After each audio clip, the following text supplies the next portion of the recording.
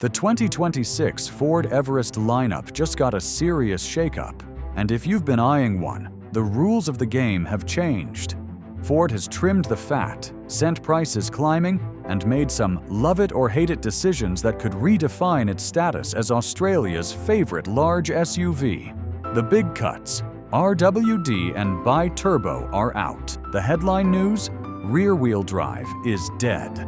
The Everest is now strictly a 4x4 beast, leaning hard into its off-road DNA. But the mechanical surgery doesn't stop there. Ford is officially sunsetting the popular bi-turbo diesel engine across the Everest and Ranger lines, swapping it for an upgraded single-turbo unit to stay ahead of tightening emissions laws.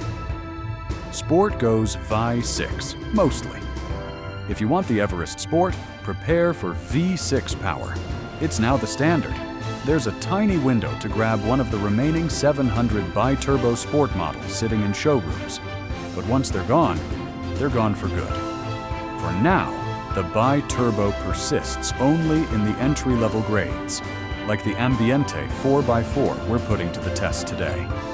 What this means for you: simplicity versus choice.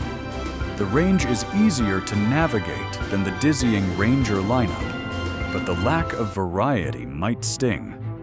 Exclusivity. The Wild Track and Black Edition models are effectively unicorns now, having almost entirely sold out. The price of admission, with 4x2 variants gone and MSRPs nudged skyward, the barrier to entry is higher than ever. What is the Ford Everest like on the inside? Step inside the Everest Ambiente and you're greeted by a clean, no-nonsense cabin that feels more inviting than you'd expect from a base-spec, ladder-frame SUV. Ford's sharp-edged, minimalist design language works well here.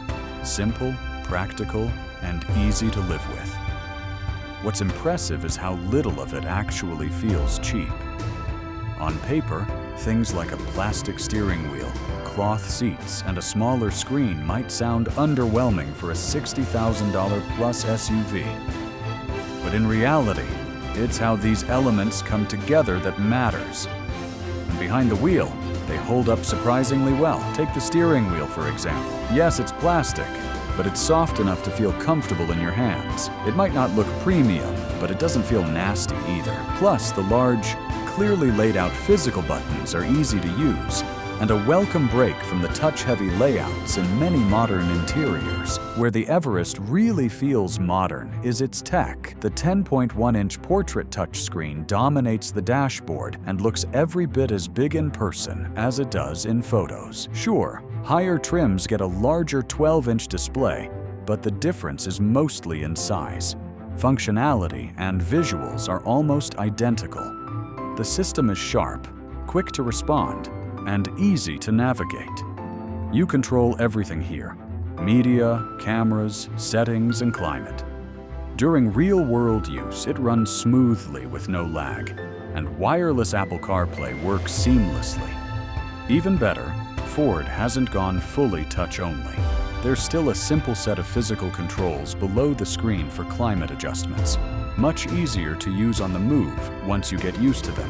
You can also tweak the look of the interface with light or dark themes, and the 8.0-inch digital instrument display offers some customization, though its menu-heavy layout can feel a bit busy at times. The Ford Everest? The second row strikes an upmarket utilitarian balance: practical, tough, and comfortable enough for everyday use. The cloth seats are supportive and feel pleasant, but they'll need care if you've got spill-prone kids in the back. In terms of features, it's pretty basic. You get rear air vents and a 12-volt outlet on the back of the center console, but no USB ports, which is a notable miss for families, and one this variant alone goes without. There's also a fold-down armrest with cup holders and simple storage like seatback map pockets. Space, however, is not an issue. There's plenty of legroom and headroom, making it a genuinely usable second row for adults or growing kids.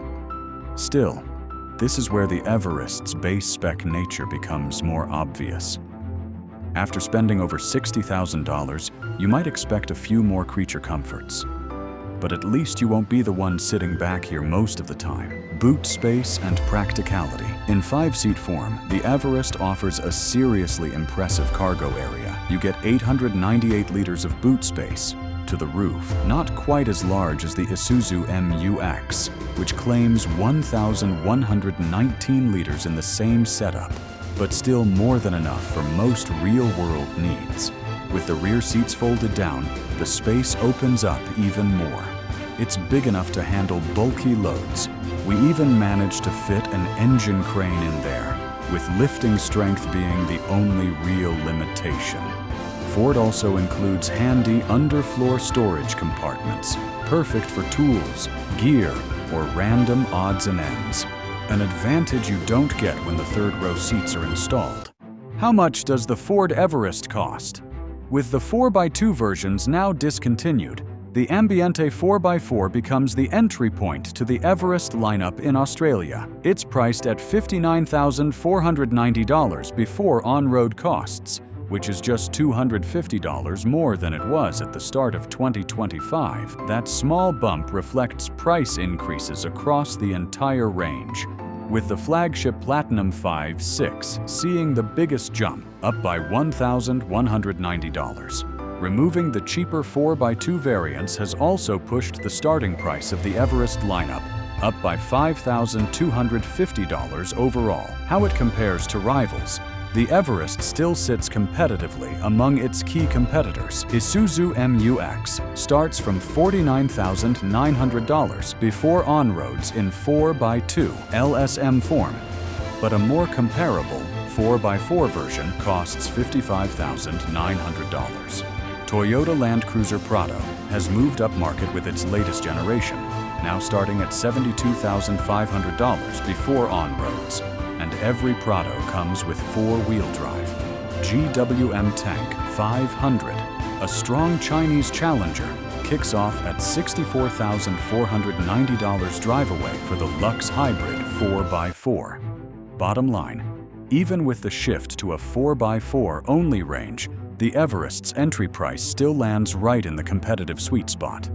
It's no longer the cheapest option, but it offers strong value considering its capability, comfort, and standard 4-wheel drive setup. How does the Ford Everest drive? Even in its stripped-back Ambiente trim, the Everest delivers a surprisingly polished drive. At cold start, the bi-turbo diesel's gruff note might make you think it'll feel rough and truck-like. It's not exactly whisper quiet, but once warmed up and on the move, the engine settles into a composed rhythm that feels closer to a family SUV than a workhorse. Considering its commercial roots, that's impressive. On the road, the Everest rides better than many of its ladder frame rivals. Without adaptive suspension, it's not fair to compare it to higher-spec Prados, but alongside base versions of the Prado and MU-X, it feels more refined and better balanced. Big bumps are soaked up with ease, and smaller road imperfections are smoothed out nicely, giving you a comfortable, settled ride. The smaller wheels and thicker tire sidewalls on the Ambiente also help reduce road noise and add to that cushioned feel. Where things aren't as strong is the transmission. Like other recent Fords, it uses a multi-gear setup that can feel overactive. Yes, it helps fuel efficiency and keeps the engine in its power band, but with 500 Newton-meters of torque already on tap, it doesn't really need so many shifts. You'll notice it hunting through gears during acceleration, or even at a steady throttle, which can interrupt the otherwise smooth and confident performance of the bi-turbo engine. Occasionally, it may hesitate if caught in the wrong gear, but overall, it's still a smooth and capable unit. An 8-speed setup would have been the sweet spot. Still, the Everest remains one of the most comfortable, car-like body-on-frame SUVs on the market, certainly more pleasant than a base Prado. You also get a couple of drive modes, though not as many as higher trims. While it misses out on advanced off-road settings, key modes like economy and towing are still available. In terms of handling, the Everest isn't pretending to be sporty, but for a large SUV, it's composed and confident. Ride quality, stability, and road holding are among the best in its class, whether you're cruising straight or taking faster bends. The all-season tires won't give you sports car levels of grip, but they deliver reliable performance across different conditions with plenty of traction.